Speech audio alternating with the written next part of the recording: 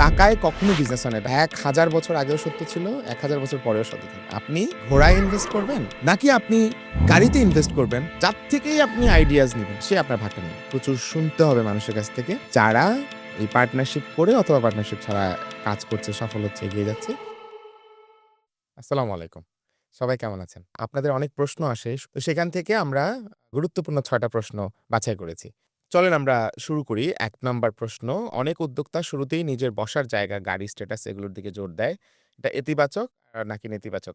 উদ্যোক্তার ১ম দিকের যত ইনভেস্টমেন্ট আছে, ইনভেস্টমেন্টটাকে আমরা ২ টা ভাগে ভাগ করব। একটা হচ্ছে ঘোড়া, একটা হচ্ছে গাড়ি। আমি কাশ্মীর ঘুরতে গিয়েছি। আমি একটা ঘোড়ায় চড়ে ঘুরেছি।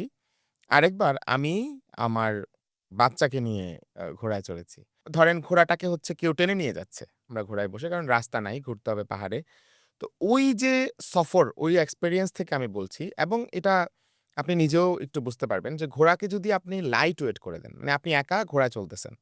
এবং ঘোড়াকে যদি আপনি বারবার খাওয়ান, বেশি, বেশি ট্রেনিং করেন, বেশি, বেশি ঘোড়ার মধ্যে যদি আপনি এনার্জি বুস্ট করেন, ঘোড়াটাকে যদি আপনি খুব সুন্দরভাবে ওয়েল মেইনটেইন করেন, তাহলে ঘোড়া কত শক্তিশালীভাবে চলবে, কত স্পিডে চলবে, কত ভালো চলবে।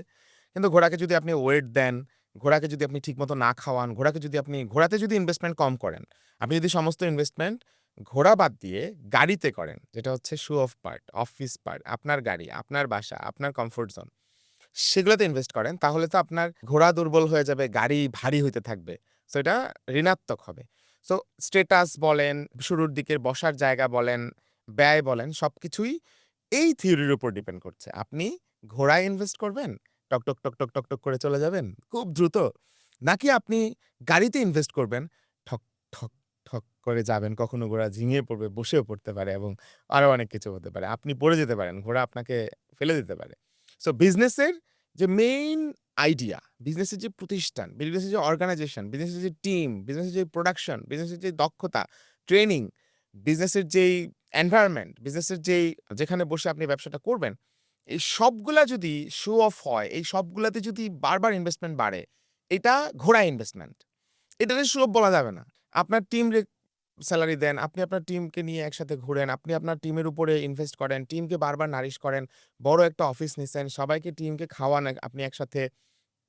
যা করেন টিমের মধ্যে, ব্যবসার মধ্যে, টাকা আছে, একটা লোকেশন কিনে ফেললেন, কিনে সেখানে অফিস খুললেন, নো প্রবলেম। টাকা আছে, বিজনেসের লোকেশন না কিনে ফ্ল্যাট কিনলেন একটা, আরেকটা বাড়ি কিনলেন, প্রবলেম। কারণ এটা ঘোড়া না, এটা গাড়ি। এই যে শো অফটা আপনি কিসে করতেছেন? আপনি কি খুব দামি, দামি ড্রেস, দামি, দামি পারফিউম, দামি, দামি মানে আপনার সমস্ত কিছু লাইফের স্পেন্ডিংস বাড়াচ্ছেন আর বাড়াচ্ছেন। এই শো অফটা কিন্তু আপনার নিজের উপরে হয়ে যাচ্ছে, নিজের কমফোর্টের উপর হয়ে যাচ্ছে, গাড়িতে হয়ে যাচ্ছে। সো এই শো অফটা কিন্তু আপনার জন্য নেতিবাচক। আর যেই শো অফটা পুরোটা ইনভেস্টমেন্ট হচ্ছে বিজনেসে, বিজনেসকে বড় করছে, বিজনেসকে আরো বেশি শক্তিশালী করছে, ঘোড়াকে শক্তিশালী করছে, সেটা ইতিবাচক। তাহলে ১ম প্রশ্নের অর্ধেক যেটা, যে আমি উদ্যোক্তারা যে বসার জায়গা যদি সেটা এমন হয় যে আপনার এই অফিসটা এমন আপনার অফিসের বসার জায়গা, অফিসের সম্মানের প্রশ্ন, এটাকে আপনি যত সুন্দর করেন খুব একটা সমস্যা নাই। কি আর করতে পারবেন আপনি? কত টাকা ব্যয় করতে পারবেন? আপনার বিজনেসের বাজেট যদি হয় ৳১,০০,০০০, তাহলে আপনি হয়তোবা না ৳৫,০০০ ব্যয় করতে পারবেন, ৳১০,০০০ ব্যয় করতে পারবেন। আপনার এই বসা-টসা এইসব বিষয়ে, তাই না? 5% বা 10% ব্যয় করতে পারবেন। সো ওইটা কোনো সমস্যা না। কিন্তু আপনার ৳১,০০,০০০ বিজনেসের বাজেট, আপনি ৳৮০,০০০ দিয়ে একটা পুরান বা ৳৫০,০০০ দিয়ে পুরনো মোটরসাইকেল আগে কিনছেন, যে আমি বিজনেসে যাওয়া আসার জন্য আগে মোটরসাইকেলটা লাগবে। তাহলে তো শেষ। আপনার গাড়িতে ইনভেস্ট হয়ে গেল। মানে ঘোড়ায় এবং গাড়িতে যে ১ম এই যে পার্ট করে দিলাম, সেটাতে ঝামেলা হয়ে গেল আপনার। সো এই ব্যাপারটা হচ্ছে খুবই ইম্পোর্টেন্ট। দেন পরের পার্টটা হচ্ছে বিজনেসে ইনভেস্টমেন্ট পাওয়ার জন্য কি শো অফ করা জরুরি কিনা? প্রথমত হচ্ছে ইনভেস্টরস আপনাকে কখনো ছেড়ে দিবে না। আপনি যদি মনে করেন যে আপনি আজকে ইনভেস্টরের সাথে কথা বললেন, টাকা নিলেন, এইটা একটা বেলুনের মতো। আপনি যখনই এই গ্যাসের বেলুন পিন ফুটবে, ফুটা হয়ে যাবে, বার্স্ট হয়ে যাবে, ইনভেস্টরসরা রিঅ্যাক্ট করবে, আপনি জেলে যাবেন। আপনার সাথে ঝগড়া হবে। আপ ই ই they will kill you actually, মানে অলমোস্ট, মানে ফিজিক্যালি না, মানে মেন্টালি আপনি শেষ। যদি ইনভেস্টরদের সাথে ঝামেলা করেন। কারণ ইনভেস্টররা দে হ্যাভ মানি, এবং তাদের টাকা আছে, তাদের লোকজন আছে আপনার পিছনে সময় ব্যয় করার, এবং তারা নিজেরাও সময় ব্যয় করতে পারে। বড় ইনভেস্ট হয়, এবং ইনভেস্টর যে যার লেভেলের সর্বোচ্চ অ্যামাউন্টটাই হয়তোবা ইনভেস্ট করবে, বা ভালো একটা অ্যামাউন্ট ইনভেস্ট করে সে তার সর্বোচ্চ এফোর্টটাই দিবে। সো কখনোই শো অফ করে শুধু ইনভেস্টমেন্ট নেওয়া উচিত না। দম থাকতে হবে। আপনার স্কিল, আপনার টিম এই জায়গায় যদি স্ট্রেংথ না থাকে, আপনার ইনভেস্টমেন্টে যাওয়াই উচিত না। আর কোনো ইনভেস্টর আপনার কাছে আসবে না শুধু শো অফ করে। ভাই, আপনি শো অফ করবেন আর ইনভেস্টর আইসা টাকা দিয়ে যাবে, সে তো ইনভেস্টর না। সে তার কোনোভাবে টাকা চলে আসছে, আপনাকে দিয়ে গেছে। হ্যাঁ? এই ভালো ইনভেস্টর বড় অ্যামাউন্ট সেটা কখনোই আসবে না রিসার্চ ছাড়া এবং ওই লেভেলের আন্ডারস্ট্যান্ডিং ছাড়া। কারণ যার টাকা আছে, তার নলেজ আছে। সে আপনাকে বুঝে শুনে ইনভেস্ট করবে। সো শো অফ করা জরুরি না। অবশ্যই একটা লেভেল পর্যন্ত যেই শো অফটা ঘোরার মধ্যে বোঝা যায় যে এটা অফিস, এটা তার এই বিজনেসের জায়গা, এটা ইন্ডাস্ট্রিয়াল শেড, এটা এখানে তার প্রোডাকশন হাব, তাই না? ওখানে আপনি ইনভেস্টমেন্ট করেন অনেক বেশি। একটু শো অফও করলেন আপনি ধরেন। একটু বেশি সুন্দর করলেন, সবার জন্য করলেন, টিমের জন্য করলেন। এটা ঠিক আছে। সো ১ নাম্বার প্রশ্নের উত্তর শেষ। ২ নাম্বার প্রশ্ন, অনেক উদ্যোক্তা শুরু থেকে মনে করেন তিনি ইনভেস্ট করবেন এবং কর্মচারীরা শুধু কাজ করবেন। এই ধারণা কতটুকু ঠিক? ১০০% রং। আমার বিজনেস শুরু হয়েছে, স্ট্রাগল স্টেজ পার হইছে, স্টেবল স্টেজ পার হইছে, সাকসেস স্টেজে আসছে। এখন তো আমি ব্যবসা বুঝব না বা আমার পার্টনাররা বুঝবে বা আমার কলিগরা বুঝবে। এটাই স্বাভাবিক। রিসার্চ অ্যান্ড ডেভেলপমেন্ট, ওই সংশ্লিষ্ট বিষয়ে ধারণা থাকা, এগুলো কতটা গুরুত্বপূর্ণ? পুরাই গুরুত্বপূর্ণ শুরুতে। এটাই একমাত্র ওয়ে, অনলি ওয়ে। আপনি কিছুই জানেন না এই বিজনেসের, আপনার টাকা আছে ঢেলে দিছেন, সম্ভব না। প্রশ্নই আসে না। আপনার শুরু করার যদি হয়, মানে ইউ আর স্টার্টিং বিজনেস যদি হয়, আপনার অবশ্যই উচিত হচ্ছে ইনভলভড হওয়া, শুরু থেকে জানা, বোঝা, এরপরে ইনভেস্ট করা। আর খুবই ইম্পোর্টেন্ট, এটা খুবই রাইট, যার ১০ বছর, ১৫ বছর, মেবি ৫ বছর এট লিস্ট পার হয়ে গেছে, বিজনেসে স্কিলড হয়ে গেছে, আইডিয়া তার মধ্যে পুরাই ক্লিয়ার, ওই বিজনেস সাকসেসফুল, স্টেবল কোম্পানি, ঠিকঠাক মতো সব চলে এবং সাকসেসে চলে আসছে, স্কেলও হইতেছে। সে এখন চিন্তা করছে আমি এটারই আরেকটা মানে পাশাপাশি অনেকগুলো সেইম স্কোপকে কাজে লাগিয়ে আমি এটাকে অনেক বড় করব, ব্যবসা শুরু করব। তখন ওই একই কাছাকাছি জিনিস, মানে আমি কলম বেচি, এখন কালিও বেচবো। কালি বেচি তো কাগজও বেচবো। মানে কাছাকাছি। সো ওরকমভাবে আপনার কাগজের সব জানতে হবে, কালিরও সব জানতে হবে, কলমের সব জানেন দেখে এটা নেসেসারি না। এটা আপনার টিমমেটরা জানবে। তার মানে এই প্রশ্নটা ১ম শুরুর ব্যক্তির ব্যবসায়ীর জন্য পুরাই ভুল। পরে স্কেল করার জন্য পুরাই ঠিক। তার মানে আমরা মনে হয় ক্লিয়ার করতে পেরেছি। ৩ নাম্বার কোয়েশ্চেন, অনেকে বাবার টাকা দিয়ে ব্যবসা শুরু করতে চায়। কিন্তু কি করবে ধারণা নাই। তেমন কোনো অভিজ্ঞতাও নাই। তার কিভাবে শুরু করা উচিত? তার কক্ষনো কোনোভাবেই শুরু করা উচিত না। মানে যে শুধু টাকার উপর ডিপেন্ড করে। যার বাবার টাকা আছে, তার কোনো ইচ্ছা নাই পরিশ্রম করার, কোনো স্কিল নাই, কোনো কিছু শিখতেও চায় না। শুধু টাকার জোরে সে কিছু শুরু করতে চায়। প্রশ্নই আসে না ভাই। যার থেকেই আপনি ধারণাটা নিবেন, যার থেকেই আপনি আইডিয়াস নিবেন, যার থেকে আপনি স্কিল ধার নিবেন, যার থেকে আপনি অ্যাডভাইস নিবেন, সে আপনার ভাগটা নিয়ে নিবে। সাথে, সাথে। মানে আপনি লাইক ধরেন আপনার একটা ফ্রেন্ড আসছে, এসে বলল যে, ওখানে একটা ব্যবসা ভালো চলতেছে। ওখানে ইনভেস্ট করলে এটা হয়, সেটা হয়।" সাথে, সাথে তার স্টেক চলে যাবে। হুম? আপনার আত্মীয়স্বজনের মধ্যে এটা, তার স্টেক সে রেখে দিবে। কিন্তু যদি আপনি মানে স্টেক দিতে না চান, আপনি যদি ভালোভাবে ব্যবসায় ইনভলভ হতে চান, বুঝতে চান, আপনাকে শুধু টাকার জোরে আপনার শুরু করাই উচিত না। ফার্স্ট অফ অল ডিলেট যে আমার কোনো টাকা নাই। কারণ টাকায় কখনো বিজনেস হয় না। এটা ১,০০০ বছর আগেও সত্য ছিল, ১,০০০ বছর পরেও সত্য থাকবে।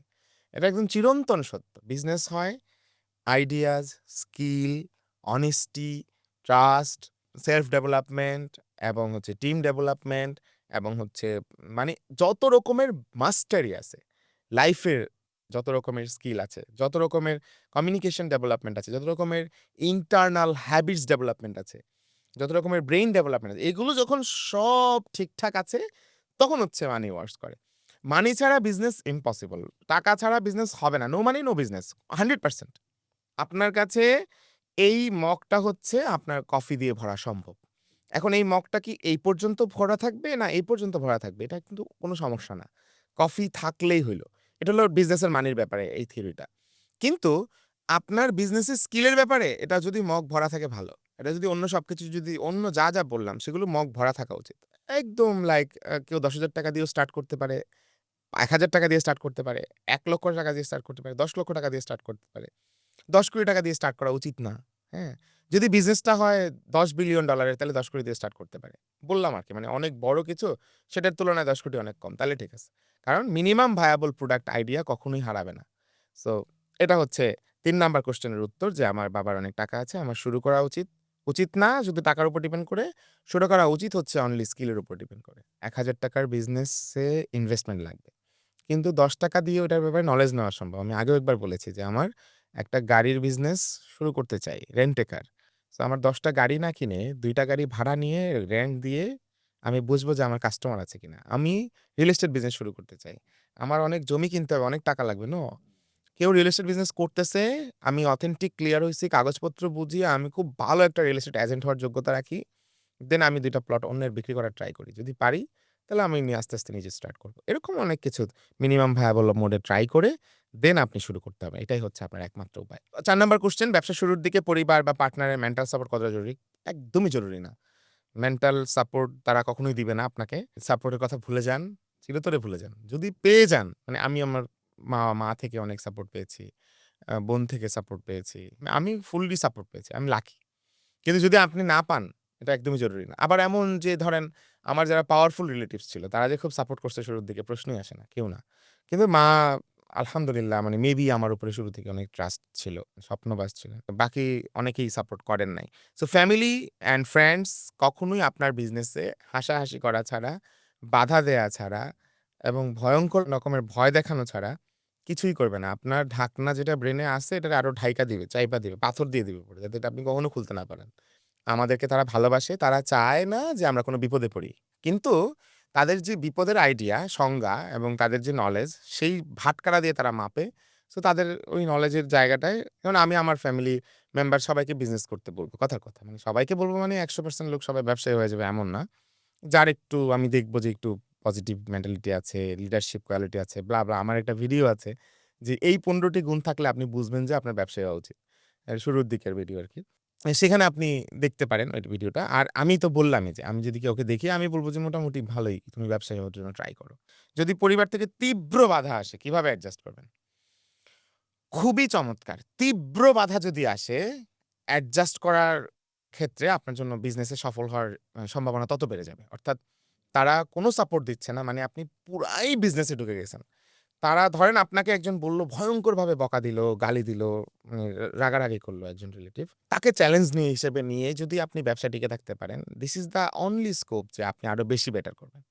অর্থাৎ সমস্ত রিলেটিভকে তীব্র বাধাকে ওভারকাম করে তীব্র বাধাকে একপাশে রেখে নিজের মনের জোরে নিজের উপরে নিজের বিশ্বাস রেখে যে চালায় যেতে পারে, তার আর অ্যাডজাস্ট করা লাগবে না। পুরা পৃথিবী তার কাছে চলে আসবে অ্যাডজাস্ট করে। পুরাটা অ্যাডজাস্টমেন্ট অটো হয়ে যাবে। সে বুঝতেও পারবে না।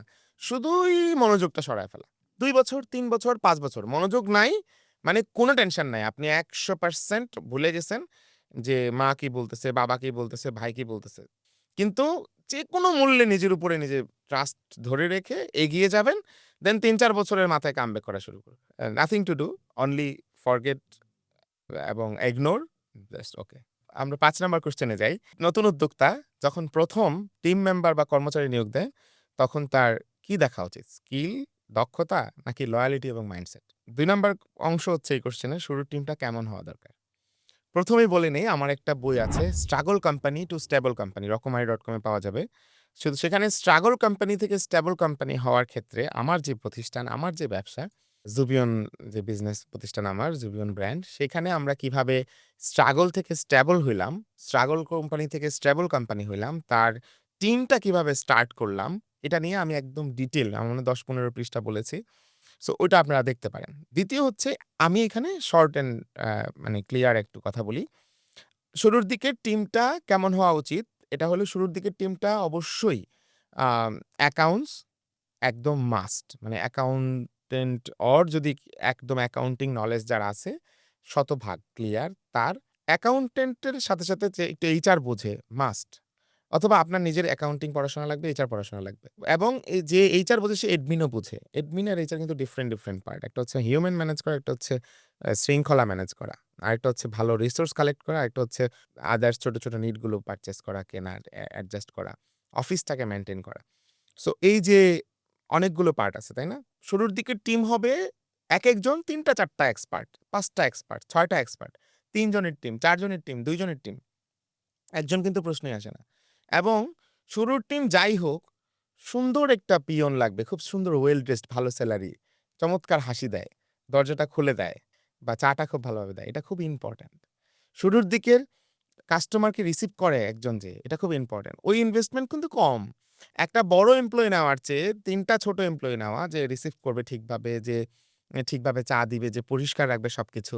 আর ২ টা এমপ্লয়ি খুব কোয়ালিফাইড রেখে নিজে নিয়ে মোটামুটি এরকম ৩, ৪, ৫ জনের একটা ছোট টিমের সাইজ, যেইটা এক্সপেরিয়েন্স দিবে কাস্টমারকে চমৎকার শুরু থেকে রিসিভ করা থেকে, গেটে থাকা থেকে, গিফট দেওয়া থেকে, আপ্যায়ন করা থেকে।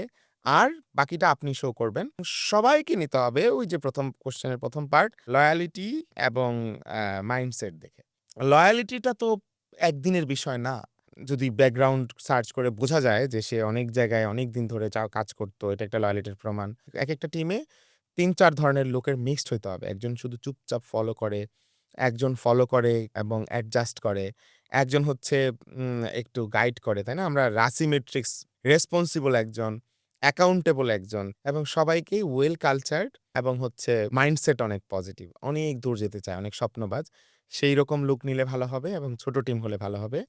এবং প্রতিদিন যে টিম মেম্বাররা আছে তাদের কাজের পরিধি বাড়াইতে হবে।